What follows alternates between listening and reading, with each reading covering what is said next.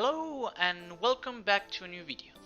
So I am a little bit slow on the content as of late because I'm trying to build the next feature for Never Engine and it's going to take me like a while. So not to leave people hanging, I decided to make this little PSA. This is one of my biggest beefs with programmers and a little bit with people in general, but especially if you are going into graphics, which I presume you are somewhat interested in if you're watching my content. Learn math. Like, people ask, should I learn? People have asked in like Reddit forums and in other internet forums whether they should learn math, whether it's something important, whether it's something interesting. The answer is always yes. I don't care what the question is. I don't care what the motivation is. If you are asking, should I learn math? Yes, you should. I don't care what you're doing. I don't care what your profession is, but especially if you're a programmer, yes, you should learn math. All of it, as much as you can. That doesn't mean that you have to become a professional mathematician. That doesn't mean that you need to like do proofs, but like every day learn a little bit more math, learn a little factoid, learn a neat small little proof, learn a little bit of discrete math and so on.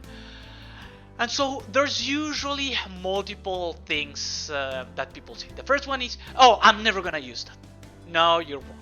You are like people. There's two kinds of people: people that use mathematics every day and people that don't know enough mathematics.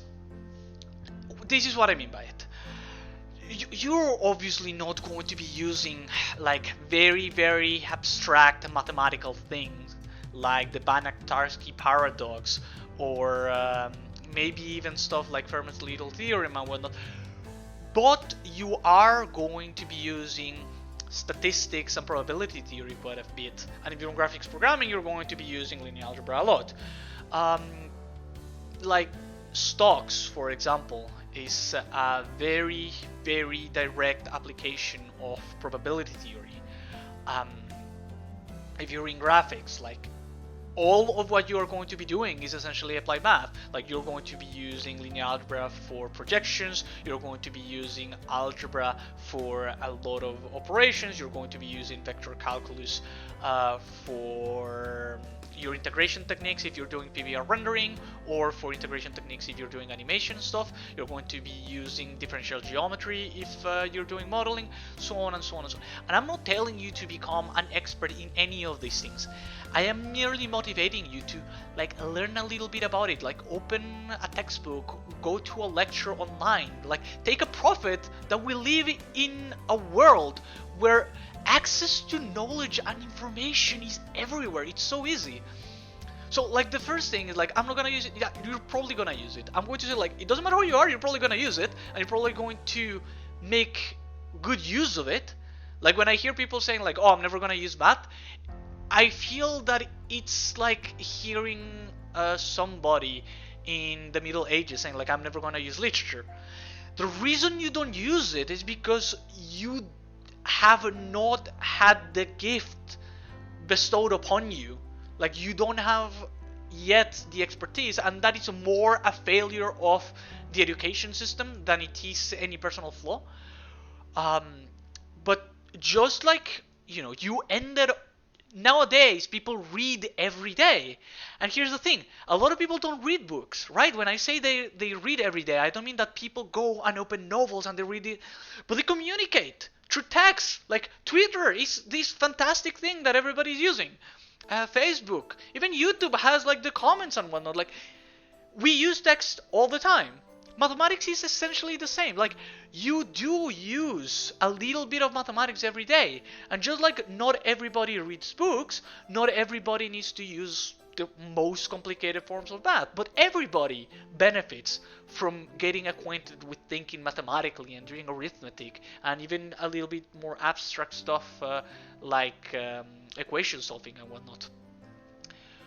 On top of that, and this is particularly important if you go into any STEM field and especially into programming, I often hear like, oh, you know, there's a library for it.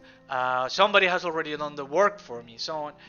Look, there's two kinds of people. The ones that are going to be writing the libraries and the ones that are going to be using them. If you're the ones using them, if somebody eventually manages to figure out to cut the middleman and just use the library directly in whichever production environment things are getting used, you essentially become obsolete. I'm thinking like things like Unreal and Unity, um, in many ways, cut the necessity for graphics, not for graphics, sorry, for gameplay programmers. Right? Like there was a time where you couldn't start a company unless you had access to somebody that could program, a gaming company. Now it is actually possible for designers and for gameplay developers, like people that don't necessarily know the full stack of stuff, to do games, and they don't need as many programs anymore. Sometimes they don't even need us at all. So, you know, it's essentially a question like, yeah, you may not be using it like that right now, and it may come to the point where you become obsolete, because if it's, you know, like if you don't need to use it, well, eventually neither will the people that know even less than you do.